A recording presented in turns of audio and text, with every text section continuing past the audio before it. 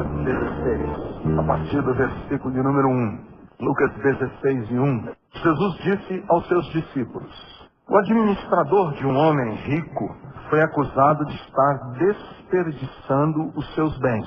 Então ele o chamou e lhe perguntou: que é isso que estou ouvindo a seu respeito? Preste contas da sua administração, porque você não pode continuar sendo o administrador.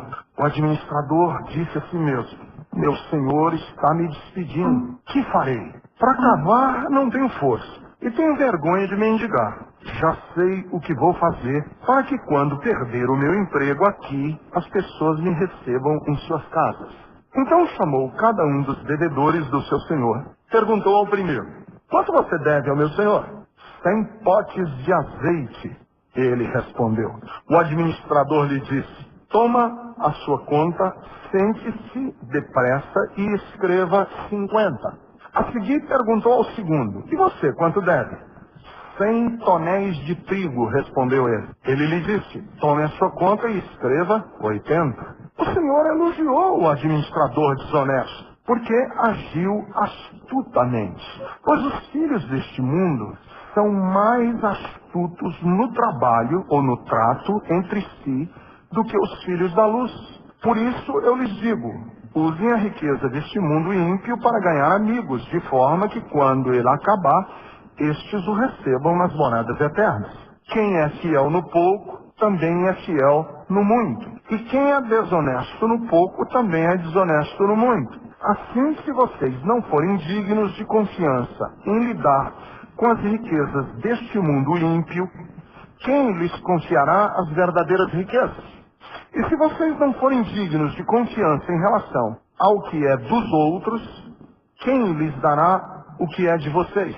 Nenhum servo pode servir a dois senhores, pois odiará um e amará outro, ou se dedicará a um e desprezará outro. Vocês não podem servir a Deus e ao dinheiro, o Mamon. Os fariseus que amavam o dinheiro ouviam tudo isso e zombavam de Jesus. Ele lhes disse: vocês são os que justificam a si mesmos aos olhos dos homens, mas Deus conhece o coração de vocês. Aquilo que tem muito valor entre os homens é detestável aos olhos de Deus. Sabe um dos textos da Bíblia que quando a gente termina de ler, a gente tem mais dúvidas do que certezas? Está aqui um deles. Eu passei os últimos 15 dias lendo, relendo, meditando, lendo de novo, meditando de novo. Essa parábola me trouxe mais problemas do que esclarecimentos. Ela parece suscitar mais perguntas do que respostas. Então eu já começo dizendo o seguinte: irmãos, eu não tenho a resposta final sobre esse texto da Bíblia. Nós vamos passar o resto da vida lendo e relendo, estudando e meditando e relendo de novo. Algumas perguntas que esse texto faz, que eu tenho que fazer a esse texto. Por exemplo, o que Jesus estava querendo falar? Já começa daí. Como é que Jesus elogia uma malandragem? E diz que os filhos das trevas são muitas vezes mais sábios e mais astutos e mais espertos do que os filhos da luz. Isso é uma facada na nossa vaidade evangélica, ou não? Afinal de contas, não nos ensinaram, nós evangélicos, que nós somos cabeça e não cauda, que nós somos os bambambãs do mundo, que quando você se converte, você se torna o rei da cocada branca? Não ensinaram isso para nós? Que o crente pisa na cabeça do diabo e vence todas as barreiras e salta todas as muralhas e dispersa batalhões? Como é que Jesus vem com uma parábola em que ele diz: não é bem assim? Porque no versículo de número 8, parece que Jesus está contrastando a capacidade criativa dos incrédulos com a cabecinha pequena dos crentes. Veja o versículo 8, leia de novo. O versículo de número 8, olha como ele é interessante. O Senhor elogiou o administrador desonesto, porque agiu astutamente. Pois os filhos deste mundo são mais astutos no trato entre si do que os filhos da luz. E aí a gente fica com um monte de dúvidas. Por exemplo, será que Jesus estava falando aos discípulos em geral, Ou ele estava falando só aos fariseus? Porque os versículos 14 e 15 dão a entender que quem se sentiu atingido, a carapuça, foi para os fariseus. Porque os versículos 14 e 15, Jesus fala especificamente com os fariseus. Então eu não tenho muita certeza, porque inclusive eu não sei se eu tenho uma cabeça para entender essa parábola com a cabeça que tinham os ouvintes de Jesus naquela época. Numa cultura oriental, entende? Quando a gente fala de comércio de turco, né? A gente aqui no Brasil tem essa coisa, né? Que é coisa de turco. Como é que eles fazem negócios, como é que judeu faz negócios, negócio de fio do bigode, palavra de honra, coisas que na nossa sociedade a gente não sabe mais o que é. Mas algumas coisas eu posso abstrair desse texto, para mim e para você. E hoje eu queria falar muito com os jovens universitários, eu quero falar muito com os adolescentes, eu quero falar com você que está começando sua família agora, você que está entrando no mercado de trabalho agora, você que está começando na vida, de cima dos meus 50 e pouquinhos anos, eu quero falar com você. Primeira coisa que eu quero falar com você é que você tem que dar mão à palmatória. Muitas vezes os malandros são mais espertos do que os carolas. Dê a mão à palmatória. Muitas vezes o malandro é muito mais esperto do que o carola. E vamos dar a mão à palmatória. Nós nos encantamos com o malandro. A gente gosta de malandragem. Todos nós temos uma pontinha de admiração com quem é malandro. Todo mundo tem. O mais santarrão dos santarrões tem uma pontinha de admiração com quem é malandro. Golpistas, falsários, estelionatários, criminosos existem. O Código Penal tem um artigo para eles, ou tem artigos para eles, mas mesmo sabendo que eles são incriminados pelo Código Penal, nós temos uma pontinha de admiração por eles. Isso é interessante. Por isso é que fazem filmes com o Billy the Kid, fazem filmes com Al Capone, escrevem livros sobre Lampião, rei do cangaço, tudo bandido. E por que é que o pessoal compra os livros, assiste os filmes? Por quê? Porque eles despertam um interesse coletivo. Recentemente foi lançado um filme aí de um sujeito nos Estados Unidos que passava golpe em todo mundo. Passou por piloto, por médico, por advogado. E a gente assiste esse filme e fica babando. Não é? Que cara inteligente. E na Bíblia a gente tem uns assim também, personagens bíblicos. O principal deles chamava-se Jacó. Que era tudo isso e um pouquinho mais. Passava a perna e enrolava todo mundo. A pergunta que nos vem à cabeça e à mente é a seguinte: por que é que nós nos interessamos tanto, você e eu, por pessoas que são mais espertas do que o santo? Por que é que essas histórias fascinam tanto? Isso tem a ver com a parábola. Por que é que nós ficamos fascinados com o Lampião, rei do cangaço? Por que é que nós ficamos fascinados quando a gente ouve uma história de alguém que passou a perna no outro e que foi esperto e que se virou? Por quê? A pergunta tem uma resposta muito simples.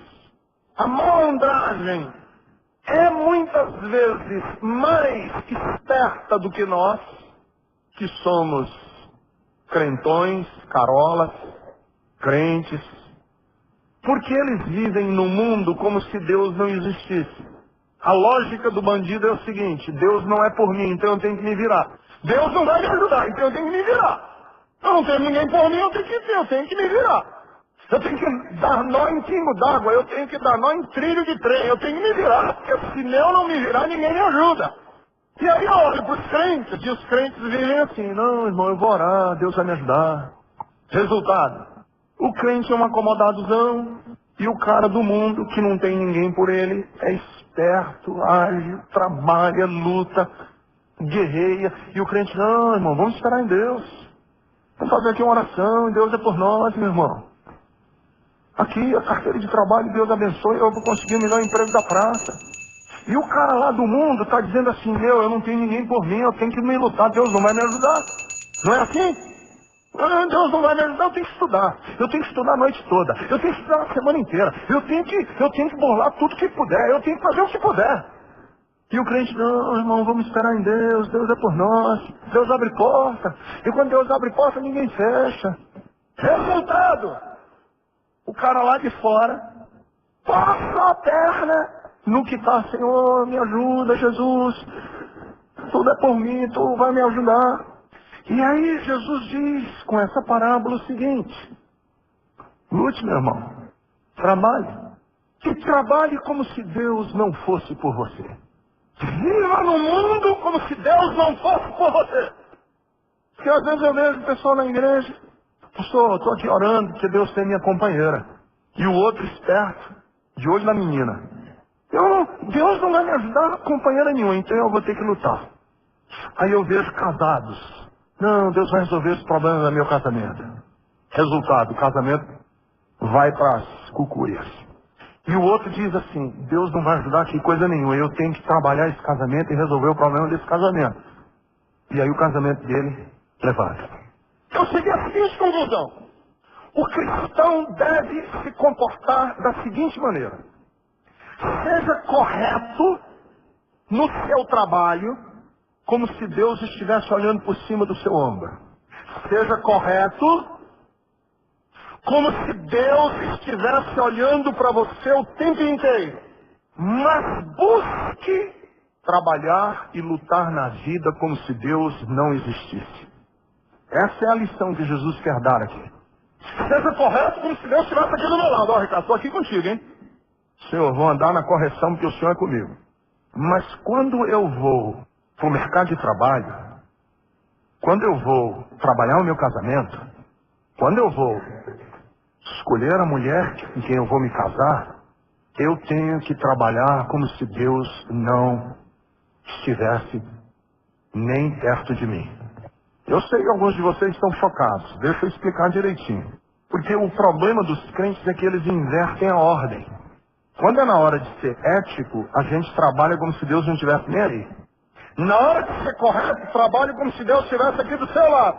E a gente faz o contrário. Na hora de ser honesto, a gente trabalha como se Deus estivesse lá no fim do mundo. E na hora da dependência, a gente quer Deus bem pertinho nos ajudando e carregando no colo.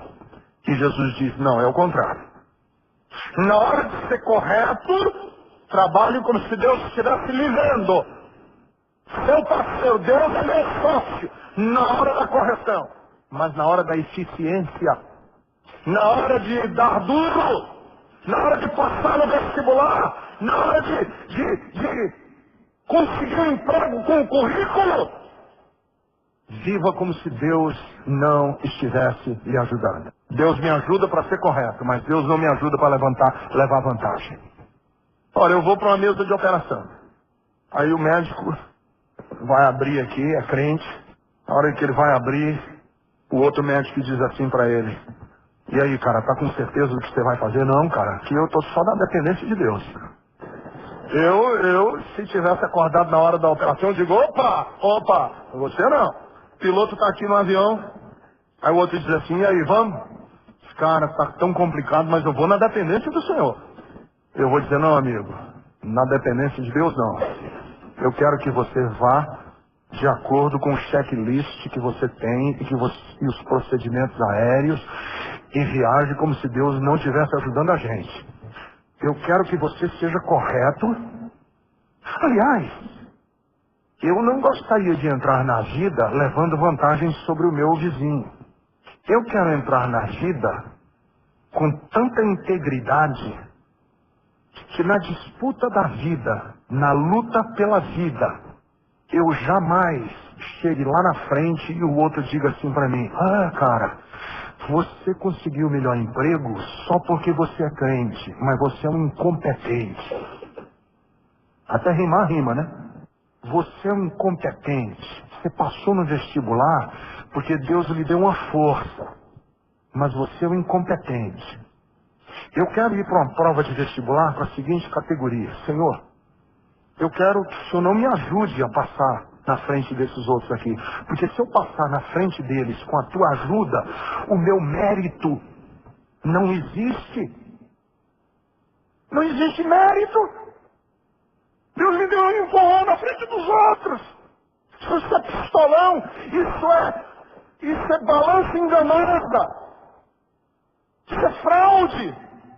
Eu quero ir para o vestibular e dizer assim, Senhor, a vantagem que eu quero sobre os outros aqui é o seguinte: se tiver todo mundo colando, eu quero que o Senhor me ajude a ser o mais íntegro dentro dessa sala. Se tiver todo mundo burlando os fiscais da prova, eu quero que o Senhor me dê graça para sair dessa prova de cabeça erguida, que eu fui o mais honesto de todos.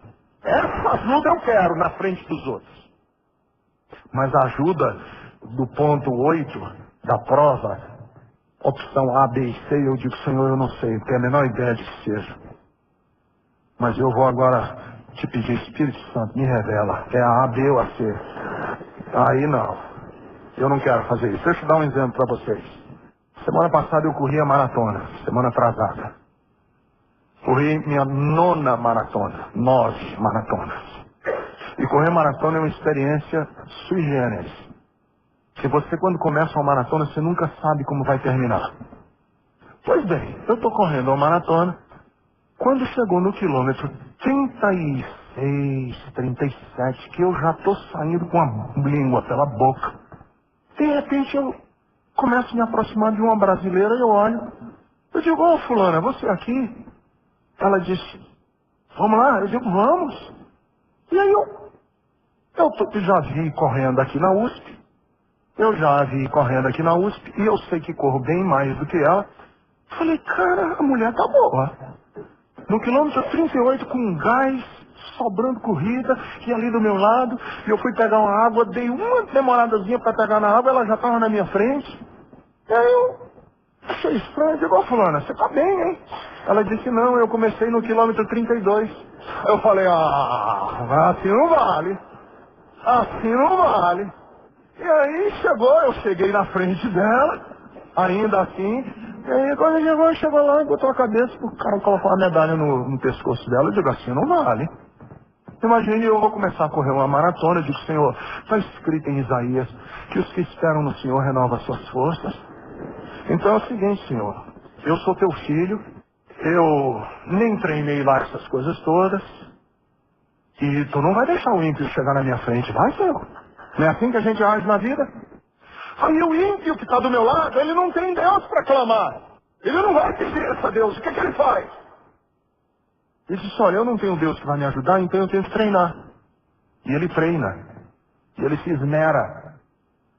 E ele burila. Resultado? Ele chega na frente. Quando eu vou correr a maratona, a minha atitude deve ser, Senhor, me ajuda. Aí eu nunca desejar querer começar do 32. Porque começar do 32 pode até me fazer chegar na frente de todo mundo. Mas não é correto. Não é justo. E você sabe o que eu estou vendo nas igrejas evangélicas do Brasil hoje? Gente que não estuda. Gente que não dá duro. Gente acomodada. Mas eu vou fazer a corrente. E vou levar minha carteira do trabalho. E aí eu vou colocar a carteira do trabalho lá. E quando tiver uma pilha de currículo assim, Deus vai pegar o meu, tá lá embaixo e botar lá em cima. Porque Deus faz isso com os filhos dele, não é, pastor? Faz não. Não faz. Não, eu sou filho de Deus. Meu casamento vai se resolver. Então vamos orar e Deus vai resolver todas as coisas. E Deus vai dizer, não, não é assim não, querido. Então, você precisa aprender na vida a viver como se Deus não existisse. Quer emagrecer? Emagreça como se Deus não existisse. Como? Tem que fechar a boca, cara. Tem negócio de Deus no meio não, é fechar a boca. Você quer, amigo, passar no curso de engenharia? Trabalhe. Estude. Porque na vida, o que Deus quer ensinar aos seus filhos é a serem corretos, mas não serem melhores, porque se ligaram e se plugaram lá no céu e Deus deu um start para eles melhor do que o dos outros, que aí não seria justo e nem seria honesto. Essa parábola é uma parábola complicada, porque a segunda coisa que Jesus quer nos ensinar é que toda a riqueza deste mundo é corrupta. Toda a riqueza deste mundo tem uma pontinha de corrupção. Toda. Então vamos acabar com aquela história de que o que eu tenho é 100% honesto e que desonestos são os outros. Não tem ninguém, inclusive eu, cuja riqueza, cujo dinheiro seja 100% honesto. Ninguém. Toda riqueza, Jesus diz no versículo de número 9, que toda riqueza deste mundo é, de alguma maneira, ímpia. Tem alguma impiedade nessa riqueza. Por exemplo, porque isso é uma declaração meio forte. Vamos imaginar que você seja dono de uma tipografia. Ou de uma tipografia não, você é dono de uma loja que vende produtos para tipografia. Tinta. Não. O negócio de tipografia está ultrapassado. Você vende toner para impressora de computador. Vocês passou, eu vendo toner da HIT, da IBM, eu vendo toner, mas o meu é legítimo, o meu não é falsificado não. Pago os meus impostos, meu dinheiro é 100% honesto. Mas a semana passada você vendeu toner para uma facção criminosa que vai imprimir panfleto criminoso da facção criminosa. Então o seu dinheiro não é 100% honesto. Você ganhou dinheiro vendendo para criminoso. Aí você diz, mas eu não tenho como controlar isso. É esse o problema. Você trabalha num banco. Você diz, eu trabalho num banco. Mas o dinheiro que você ganha do banco como empregado, cá entre nós, do jeito que estão os juros no Brasil, é um dinheiro de agiotagem. Quantas pessoas quebraram já para que você tivesse o seu salário? Você trabalha para o exército, diz, pastor, eu trabalho para o exército. Mas aí você não tem garantias de que você não trabalha para uma máquina que produz morte, porque o exército mata. Não tem ninguém que diga assim, o meu salário é 100% honesto. Ninguém. Sabe por quê? Porque você já enrolou no trabalho pelo menos alguma vez, fez corpo mole. Quem aqui não fez um corpinho mole já no trabalho? Chegou lá e deu uma enroladezinha e quem já não levou um lápis que não devia ter levado? Quem deixou de produzir o que devia produzir? Chegou atrasado? Quem aqui é vendedor e não deu uma aumentadazinha no preço só para ganhar uma pontinha a mais com desonestidade? O preço não era aquele e você disse assim, deixa eu só dar uma testada. E aí você jogou a verde e colheu o maduro. Quem aqui não teve pelo menos alguma oportunidade de fazer um negócio com o carro e na hora de você falar daquele defeitinho, você fez de conta de onde Miguel e esqueceu de falar do defeito do carro? Quem aqui não teve pelo menos alguma vez na sua vida alguma questão com imposto, em que você deu uma burladazinha no imposto? Em suma, nenhum de nós tem o recorde, tem a ficha corrida 100% limpa. Ninguém, nem eu. Porque eu também dou as minhas enroladinhas, vez por outra. Ninguém. Jesus disse, olha, a riqueza desse mundo é corrupta. O dinheiro que você tem no bolso é corrupto. Contudo, ninguém deve usar essa lógica para ser mais bandido. Ah, o meu dinheiro é corrupto, então bandido e meio. Jesus disse, não, faça o contrário. Sabendo que a riqueza deste mundo é corrupta, use essa riqueza de uma forma produtiva, rica, abençoadora. Se a gente sabe que a riqueza deste mundo nos chegou às mãos e muitas vezes ela é corrompida, não use essa lógica para você se atolar mais ainda no que não presta. Use para fazer amigos, para abençoar o outro, para ser uma bênção para o próximo. Faça o contrário. Não ande na corrente. Está todo mundo fazendo? É todo mundo corrompido? Então corrompido você, eu também. Péssimo você, eu também. Então é o seguinte, no mundo de esperto e meio eu. Então no mundo de malandro, você é o rei da picaretagem. Não, faça o contrário. No mundo em que impera a malandragem, você dá o nó na malandragem. Como? Fazendo bem, sendo diferente. O que se espera do malandro? Que ele age com malandragem. Então, o malandro que, ao invés de agir com malandragem, age com correção, ele consegue ser mais esperto do que o malandro. Ele consegue ser melhor do que o malandro. Que muitas vezes quando a gente olha para o mundo, eu olho para o mundo e digo, Senhor, não está certo. Tem coisas que não estão certas. jogador de futebol, lá não sei da onde, jogando uma bolinha merrequinha, vai ganhar num mês mais dinheiro do que eu vou ganhar a minha vida inteira. Não tá certo.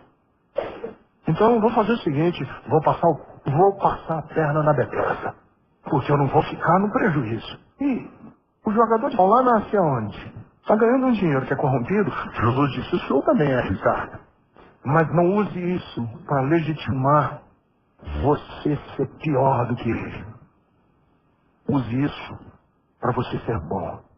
Pegue o seu dinheiro e ajude e abençoe. Porque você fazendo assim, você se torna melhor do que o corrupto. Você se transforma numa pessoa melhor do que o astuto.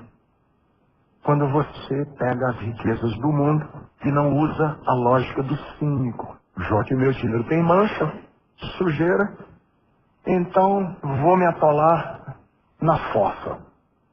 Não, já que estou com um pouquinho de pé na lama, eu vou entrar logo na lama toda. Não, faça o contrário. Use a riqueza que você tem para granjear amigos, para ser bom, para investir no reino, para ser uma pessoa o máximo de correção que você puder nas suas atitudes. Terceiro, o que Jesus quer dizer com isso? Que o dinheiro é o mais ínfimo e o mais infame e a mais infame das riquezas. Mais ínfima e mais infame de todas as riquezas.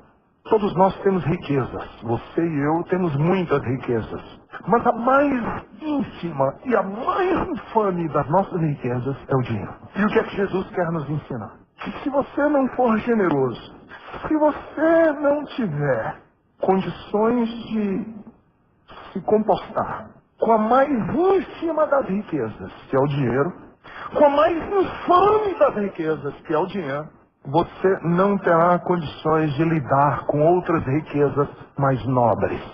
É uma lógica simples de Jesus. Veja bem, Deus entrega para você muitas coisas. Deus entrega para nós muitas riquezas. Você tem muitas riquezas na sua vida.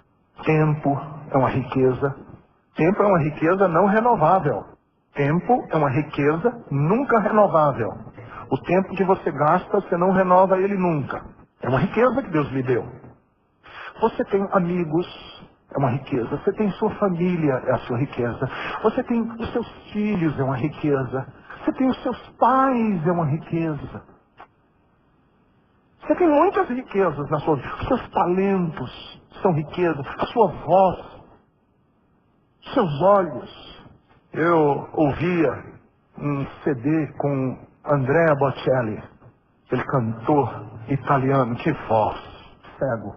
E eu estava assistindo um DVD e o Andrea Bocelli dizia assim, ele cego, né? E ele dizia que às vezes ele queria ir para um lugar, porque ele é um homem muito famoso, e ele gostava de ficar em casa em silêncio. Aí eu fiquei imaginando um cego que gosta de ficar em silêncio. E na hora que ele falou que ele gostava de ficar em silêncio, sendo cego, eu me lembrei dos meus olhos. E eu disse, Deus, que riqueza eu vejo. Olha que riqueza, os meus olhos. E vejo colorido, que Deus podia ter me criado vendo preto e branco e cinza. E Deus me fez para ver colorido. Olha que riqueza. E quando o Andrea Bocelli disse que gostava de ficar em silêncio, eu me lembrei que os meus ouvidos são estereofônicos. Eu não ouço mono, eu ouço estéreo. E não só ouço estéreo, como eu ouço com perfeita afinação entre o esquerdo e o direito. Eu sou um desafinado. O meu ouvido esquerdo ouve com a mesma afinação do direito. Que riqueza! Eu tenho muitas riquezas. Tenho amigos, tenho a minha mulher. São riquezas que Deus me deu. E tenho dinheiro. Também tenho riqueza. Das minhas riquezas, qual é a mais infame e qual é a mais baixa de todas? Dinheiro. E aí Jesus diz assim, se você não for um bom administrador do que é mais infame, do mais ínfimo, você não vai saber administrar nenhuma das outras riquezas que você tem. Não é isso que ele diz aqui? Quando Jesus diz assim, Assim, se vocês não forem dignos de confiança em lidar com as riquezas deste mundo, quem lhes confiará as verdadeiras riquezas? Porque quem é fiel no pouco, também é fiel no muito. Quem é infiel no pouco, vai ser infiel no muito. Eu tenho muitas riquezas, mas a mais que Deus diz, essa não vale muito, é o dinheiro. E é incrível que é a riqueza que a gente mais adora. É a riqueza que a gente mais é fascinado por ela. E Jesus diz assim: mas ninguém pode servir a dois senhores. Ou você serve a Deus como a maior de todas as suas riquezas, ou você serve a esse deusinho michuruca e baixo e pequeno, chamado dinheiro. Porque ninguém pode ficar com o coração dividido entre os dois. Qual dos dois é que você considera a maior riqueza da sua vida? Porque onde estiver o seu tesouro, é aí que vai estar o seu coração. Amigos, eu conheço muita gente, que é muito mais capaz do que os crentes, muito mais esperto, muito mais ágil, muito mais eficaz, muito eficiente do que os próprios crentes. Sabe por quê? Porque eles têm riquezas maiores do que o dinheiro. Não importa que você seja crente, católico, evangélico, espírita, se a sua riqueza maior na vida for o dinheiro, eu lamento dizer a você, sua vida vai ser pequenininha e você vai passar a vida inteira, uma vidinha bem superficial. E aí vem um convite que Jesus quer, que aquilo que tem muito valor diante dos homens é detestável, que é o último versículo que eu li para vocês hoje de manhã, diante de Deus. Eu quero, Jesus me ajuda a colocar outras riquezas no meu coração. E hoje é ceia, e quando a gente participa da ceia, o que nós estamos dizendo com o pão e com o vinho, é que ele é o maior tesouro que nós temos. Que as pessoas são o maior tesouro que nós temos. Que vínculos são coisas mais importantes.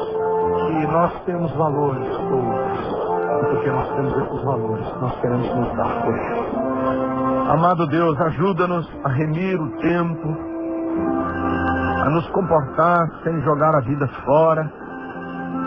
Pessoas, ó Deus, que vivem e não sabem valorizar o amigo, o outro.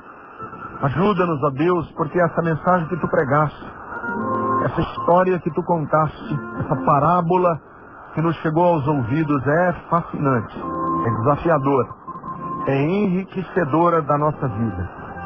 E eu te peço hoje, no nome de Jesus, que tu, ó Deus, desafies os corações e as vidas a nos comportarmos com o mesmo rigor, com a mesma vontade, com o mesmo exemplo que muitas vezes pessoas que nem têm Jesus no coração se comportam. Que nós não sejamos relapsos, que nós não sejamos negligentes nem covardes, porque se os outros que não têm luz são destemidos, nós que temos luz precisamos ser corajosos. Mas assim conosco, pois é no nome precioso, é no nome de Jesus que nós oramos e intercedemos. Amém.